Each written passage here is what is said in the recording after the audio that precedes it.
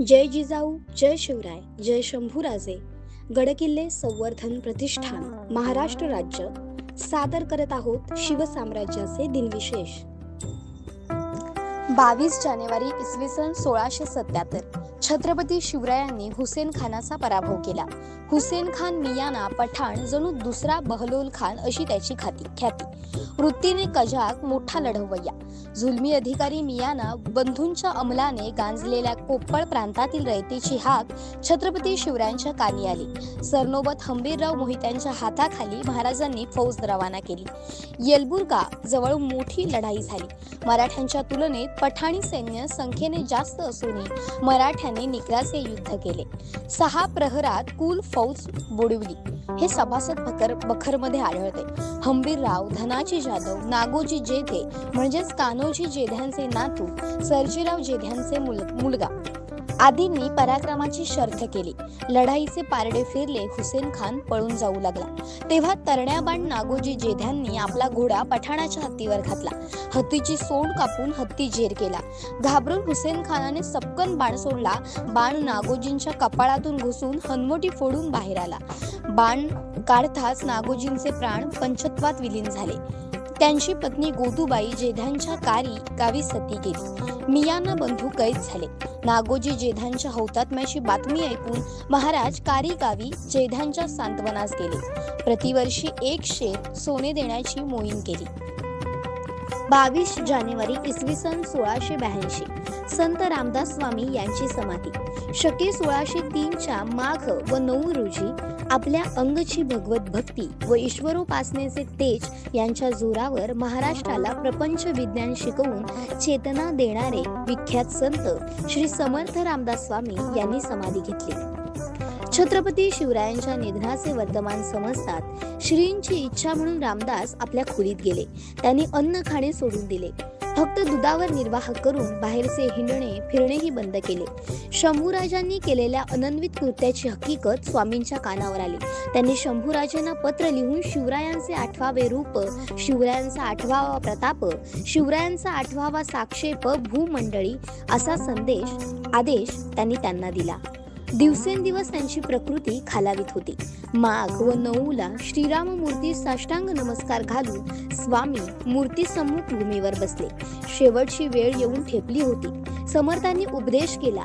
माझी काया गेली खरी, परी मी आहे जगदा करे, ऐका स्वहित उत्तरे सांगे नदी. नका करू खटपट, पहा माझा ग्रंथ नीट, तेण सायुज्याची वाट ठाई पडे. शेवटी स्वामींनी हर हर शब्द 21 वेळा उच्चारून श्रीराम या शब्दाबरोबर अवतार समाप्त केला. रामदासांचा जन्म शके 1530 मध्ये रामजन्माच्या दिवशी झाला. हे जाम गावचे कुलकर्णी सूर्याजीवंत ठोस यांचे चिरंजीव. प्रथमपासूनच रामदास विरक्त होते. लग्नाच्या वेळी हे घरातून पळून गेले. नाशिक जवळ टाकळीस 12 वर्षे यांनी खडतर आणि अशी तपश्चर्या केली आणि पुढील 12 वर्षे संबंध हिंदुस्थानात भ्रमण करून देशस्थिती स्वतःच्या डोळ्यांनी पाहिली आणि दुःखाने विव्हळ होऊन कृष्णातीरी लोकजागृती व धर्मप्रसार करणाऱ्या आपल्या संप्रदायाची त्यांनी उभारणी केली. 22 जानेवारी इसवी सन 1688 राजश्री संतोजीराजे भोसले. दक्षिण दिग्विजयाच्या वेळी राजश्री संतोजीराजे भोसले छत्रपती शिवाजी महाराजांना सामील झाले. व्यंकोजीराजांना पाठवलेल्या पत्रात चिरंजीव संतोजीराजे असा केला आहे. जेसवीटच्या वृत्तांतात संतोजीराजे एक शूर सेनापती होता असा उल्लेख आहे. व्यंकोजीराजांसोबत मधुरचे सैन्य सुद्धा संतोजीराजे, रघुवंत हणमंते आणि हंबीरराव मोहिते यांच्याशी युद्ध करण्यास जिंजीत आले. व्यंकोजीराजांच्या सैन्याचा पराभव होता. संतोजीराजांसोबत मधुर नायकानेही तंजावरला वेढा दिला. संतोजीराजांचा पहिला बेत होता की मधुर नायकाकडून भरमसाठ पैसा घेऊन तंजावरचा किल्ला आणि राज्य मधुरा नायकाच्या स्वाधीन करावे. परंतु रघुनाथ पंताच्या सल्ल्याने आणि शिवाजी महाराजांच्या पत्राने व्यंकोजीराजांच्या राज्याचा नाश करू नये अशी सूचना मिळाल्यावर संतोजीराजांनी मधुरा नायकासोबतचा शब्द मोडला आणि जिंजीला ते परत निघून गेले. इंग्रजांच्या सेंट जॉर्जवर वखारीतून सुरतला पाठवलेल्या पत्रात संतोजीराजांच्या हाताखाली 6000 घोडदळ आणि 6,000 पायदळ होते, तर व्यंकोजी राजांचे 4,000 घोडदळ आणि 10,000 पायदळ होते। यात व्यंकोजी राजांच्या घोडदळाने कमाल केल्याचा उल्लेख आहे, पण त्यांचे मुसलमानी पायदळ सैरावैरा पळत सुटले। श्री गजानन मेहेंदळेंच्या श्री राजा शिवछत्रपती या ग्रंथात राजर्षी संतोजी राजे यांच्या मातोश्री महाराणी नरसाबाईंची तुरळक माहिती आहे। सभासद बकरीत नरसाबाईंचा उल्लेख एक उपस्त्री म्हणून केला आहे। नरसाबाईंनी 22 जानेवारी 1688 ला बाळंभट उपाध्ये याला लिहून पाठवलेले एक दानपत्र आहे। त्रिणामल म्हणजे तिरुवनमल्ले प्रांतातील तोरपाड उर्फ नरसाबापूर गावाचे नाव नरसाबाईंनी दान दिले आहे। यात नरसाबाईंनी स्वतःचा उल्लेख महाराज राजेश्री शहाजीराजे भोसले यांची स्त्री राजेश्री संतोजीराजे यांची माता राजेश्री नरसाबाई असा केला आहे। जिंजी प्रांतातील विरनम येथून आंद्रे फायर याने पॉल ऑलिव्हा याला इसवी सन 1678 मध्ये पाठवलेल्या एका पत्रात संताजी हा छत्रपती शिवाजी महाराजांच्या भावांपैकी एक भाऊ असल्याचे म्हटले आहे। 22 जानेवारी इसवी सन 1693 जुल्फिकार खानाचा पराभव। स्वातंत्र्याला संताजी धनाजीने बेळगाव धारवड करत कर्नाटक प्रांतात नेला। नंतर ह्यांनी जिंजीकडे आपला मोर्चा वळवला। जिंजी किल्ल्यात जुल्फिकार खान, त्याचा बाप असद खान आणि शहाजादा कामबक्ष वेढा घालून बसले होते। संताजी साधारण 15,000चे घोडदळ घेऊन तर धनाजी साधारण 10,000चे घोडदळ घेऊन जिंजीस धडकले। प्रथम धनाजी आपली फौज घेऊन सामोरे आले आणि मोगली सैन्यावर हल्ला केला। मागून येणाऱ्या संताजीस अलीमर्दा खान आडवा आला। अलीमर्दा खान हा जिंजीच्या मोगली फौजेला रसद पुरवित असे। त्याची रसद मारीत संताजी पुढे निघून गेला। हा संदर्भ जेधे शकावलीमध्ये आहे। या लढाईची फ्रेंच गव्हर्नर मार्टिन याने आपल्या डायरीत नोंद केली आहे। संताजी आणि धनाजी यांच्या या जोशासमोर मोगल सैन्याची दाणादाण उडाली। जिंजीच्या मोगली सैन्याची तर वाताहत झाली, त्यांची रसद तोडली गेली। अफवांचे पीक उठवले जाऊ लागले। त्यात किल्ल्यातून मोगली फौजेवर हल्ले होऊ लागले। स्वतः जुल्फिकार खान रसद आणण्यास बाहेर पडला असता त्याचा सामना संताजी बरोबर झाला। जुल्फिकार खान कसाबसा आपला जीव वाचवत परत छावणीत आला।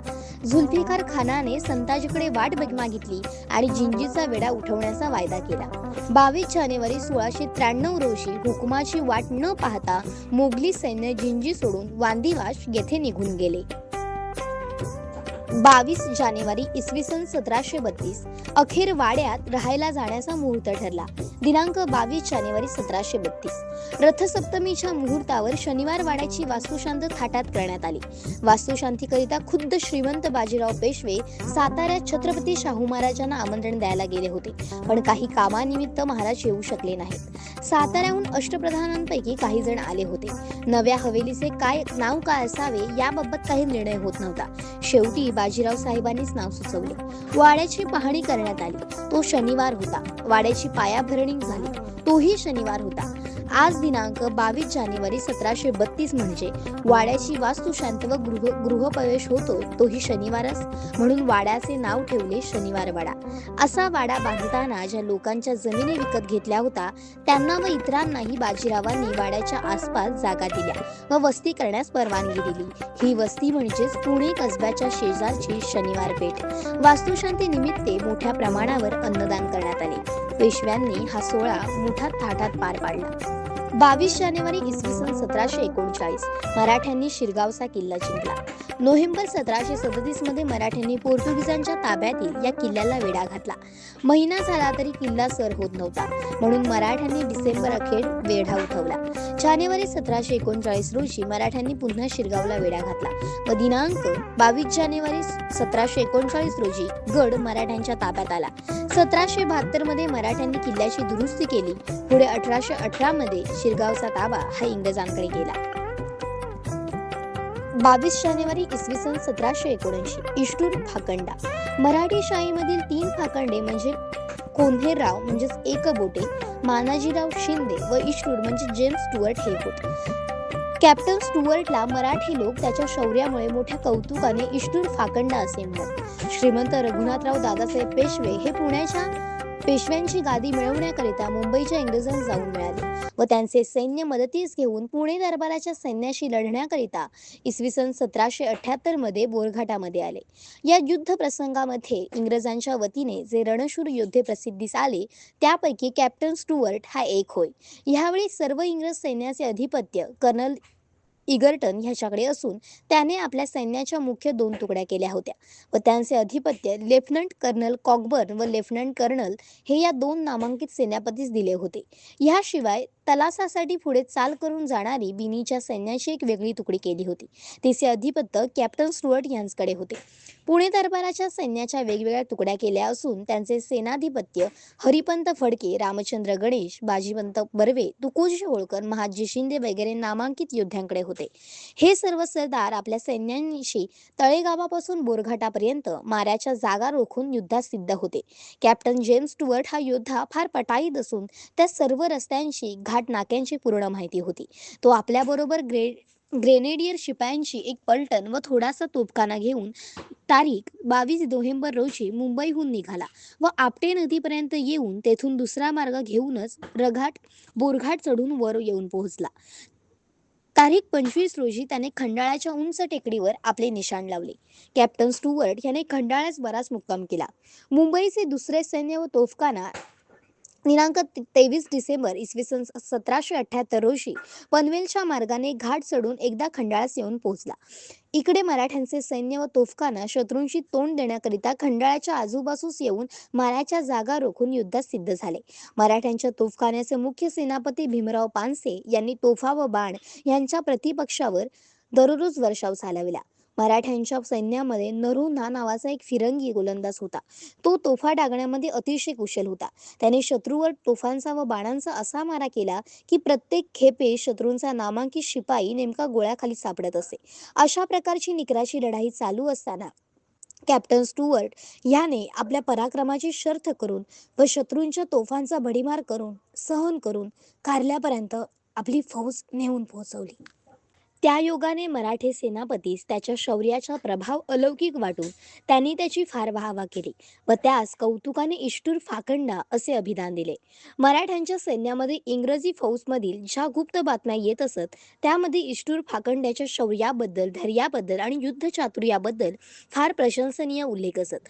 त्यामुळे मराठ्यांच्या सेनापतीसह इष्टूर फाकंड्याशी शर्तीचे युद्ध करून त्यास आपले रणशौर्य दाखवण्याचे विशेष स्फुरण चढले. या निकराच्या चकमकीमध्ये इष्टूर फाकंड्यास तोफेचा गोळा लागून तो 4 जानेवारी इसवी सन 1779 मध्ये मरण पावला. या प्रसंगी मराठी सैन्याने इष्टूर फाकंड्या शाबास अशी आनंद चित्ताने शाबासकी दिली. इष्टूर फाकंड्याच्या मृत्यूचे वर्तमान तत्कालीन अस्सल मराठी पत्रात आढळून येते. त्यामध्ये इष्टूर फाकंड्याच्या नावापुढे लढावं म्हणजे लढवय्या असे विशेषण मराठ्यांनी लावलेले दिसून येते. परशुराम भाऊ पटवर्धनांचा कारकून शिवाजी बाबाजी याने तारीख 22 जानेवारी इसवी सन 1779 च्या पत्रामध्ये पुढील उद्गार काढले आहेत. मुख्यत्वे श्रीमंतांचे पुण्य विचित्र, अवतारी पुरुषा त्यासारखे योग घडले. त्या मोष्टीनाने मसलत केली. तो घाटावर येता समाधान नाही म्हणून मुंबईस गेला, तेव्हा मृत्यू पावला. इष्टूर फाकंडा लढाव इकडील फौजेचा कारल्याच्या मुकामी गोळा लागून ठार झाला. कर्नेल के म्हणून होता, त्यास बाण लागून जेर जाहला. आकारिक म्हणजेच करते होते त्याची अशी अवस्था झाली. सारांश, श्रीमंताचा प्रताप हे खरे.